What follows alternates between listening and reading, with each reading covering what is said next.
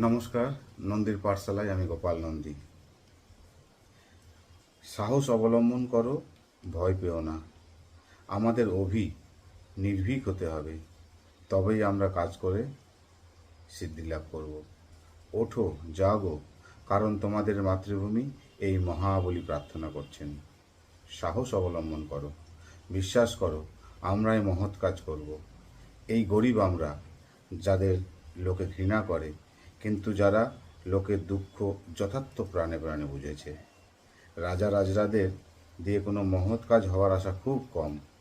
গণ্যমান্য, উচ্চপদস্থ অথবা ধনীর উপর কোনো ভরসা রেখো না। তাদের মধ্যে জীবনী শক্তি নেই। ভরসা তোমাদের উপর। পদমর্যাদাহীন, দরিদ্র কিন্তু বিশ্বাসী তোমাদের উপর। ভগবানে বিশ্বাস রাখো, কোনো চালাকির প্রয়োজন নেই।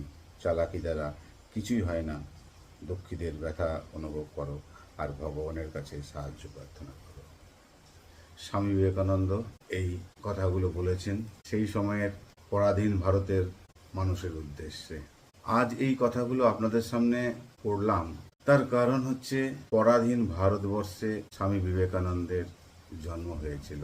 আজ আমরা 2024 সালে স্বাধীন ভারতে জন্মেছি, কিন্তু স্বামী বিবেকানন্দ সেই সময় যে কথাগুলো বলে গিয়েছিলেন, এই স্বাধীন ভারতেও সেই একই ধারা চলছে। সমাজের পিছিয়ে পড়া, অর্থনৈতিকভাবে দুস্থ, শিক্ষা, স্বাস্থ্য, খাদ্য, বাসস্থান সব দিক দিয়ে যারা পিছিয়ে আছেন, গ্রামগঞ্জের যারা বর্ষাতে এই স্বাধীন ভারতে সুন্দর রাস্তা দিয়ে চলাচল করার সুযোগ এখনো পাননি, তারাই কিন্তু দেশের জন্য সবার আগে এগিয়ে আসবে। স্বামীজি বলেছেন, ধনীদের দ্বারা কোনো কাজ হবে না। অ্যাকচুয়ালি বাস্তবেই ধনীরা শুধু সাধারণ মানুষের রক্ত চুষতেই ব্যস্ত। কিভাবে? সেই রাজতন্ত্রের মতো, রাজনৈতিক রাজতন্ত্র। অর্থাৎ কোনো রাজনৈতিক নেতা হঠাৎ মারা গেলেন, বা সেই রাজনৈতিক নেতা যে এলাকা থেকে ভোটে দাঁড়াতেন সেই এলাকাটি মহিলাদের জন্য সংরক্ষিত হয়ে গেল। আমরা বেশিরভাগ ক্ষেত্রেই দেখতে পাচ্ছি এর আগের একবার বা দুবার যে ব্যক্তি সেই কেন্দ্র থেকে জিতেছেন তারই ফ্যামিলির কেউ, তার ওয়াইফ হলে তার হাজবেন্ড, অবিবাহিত হলে তার মা, এইভাবে ভোটে দাঁড়াচ্ছেন। তো রাজনৈতিক দলগুলোর মধ্যে কি যথেষ্ট রাজনীতিবিদের অভাব, যে একবার জিতে গেল, 5 বছর সমাজের জন্য কাজ করলো, যদিও কাজটা কি করেন তিনি ভালো জানেন আমাদের থেকে, সে দাঁড়ানোর সুযোগ না পেলে তার ফ্যামিলি থেকেই দাঁড় করাতে হবে? এটা তো রাজতন্ত্র হয়ে গেল। এই রাজতন্ত্র এই মুহূর্তে ভারতবর্ষের বেশিরভাগ, এমনকি বর্তমান এনডিএ সরকারের যে সবচেয়ে বড় দল, সে দলের মধ্যেও দেখা যাচ্ছে। এসব থেকে মুক্তির উপায় কি? এই যে চারিদিকে এত হানাহানি, কেউ কি সেইভাবে আমরা ভাবছি কিভাবে দেশটাকে বা দেশের জন্যে বা আমাদের যে পরবর্তী জেনারেশন তাদেরকে আমরা কি দিয়ে যাব? আমাদের পূর্বপুরুষরা তো আমাদেরকে একটি স্বাধীন ভারতবর্ষ দিয়ে গেছেন, কিন্তু আমরা কি দিয়ে যাব আমাদের পরবর্তী জেনারেশনকে? দুর্নীতিযুক্ত কঙ্কালসার একটি ভারতবর্ষ, না রাম রাজ্যের মতো দেশ আমরা আমাদের পরবর্তী জনগণকে দিয়ে যাব? স্বামীজির যে কথাটা দিয়ে আজ আমি শুরু করলাম তা হচ্ছে যে বড়লোকদের দিয়ে, অর্থাৎ ধনীদের দিয়ে কোনো কাজ হবে না। যা করার খেটে খাওয়া শ্রমজীবী মানুষদেরকেই করতে হবে, এবং তারা করছেন। তারা অলরেডি শুরু করে দিয়েছেন।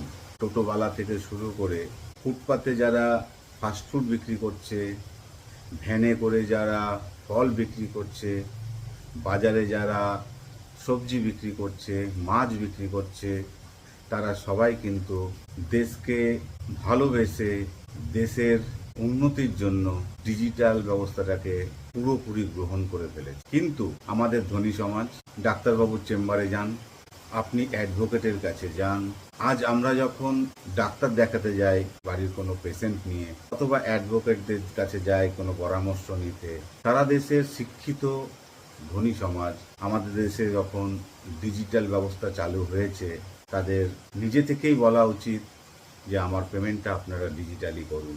একটা টোটোতে উঠলে 10 টাকার জায়গায় 15 টাকা চাইলে বেশিরভাগ ক্ষেত্রেই আমরা তা দিতে অস্বীকার করি।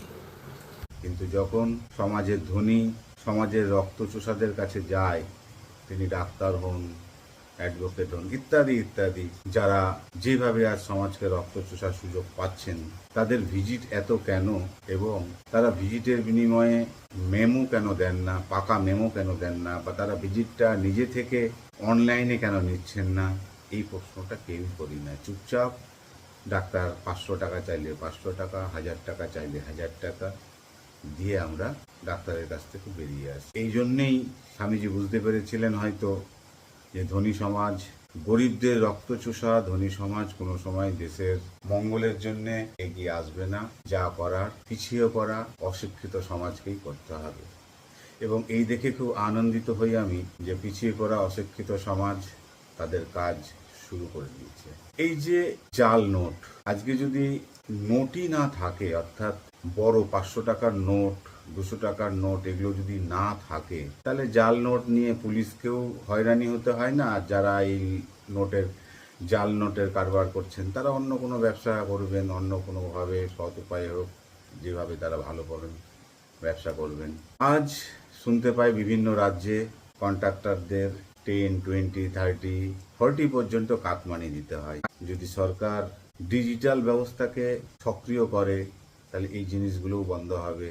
যারা নেশা করছেন বা নেশার দ্রব্য সাপ্লায়ার, তাদের বিস্তর সমস্যায় পড়তে হবে। উগ্রপন্থীরা তাদের কার্যকলাপ সঠিকভাবে চালাতে পারবেন না। আর আজকের দিনে সবথেকে যেটা বড় সমস্যা, বিদেশি অনুপ্রবেশ। এক্ষেত্রেও আমরা দেখছি ভোটার কার্ড, রেশন কার্ড, আধার কার্ড আমাদেরই দেশেরই কিছু মির্জাফর খুব সামান্য অর্থের বিনিময়ে তৈরি করে দিচ্ছেন, এবং বিদেশিরা অনুপ্রবেশকারীরা ভারতীয় নাগরিক হয়ে যাচ্ছেন। আর যদি ডিজিটাল ব্যবস্থা সক্রিয় হয় তবে বিদেশি অনুপ্রবেশ অনেকটাই রোখা যাবে।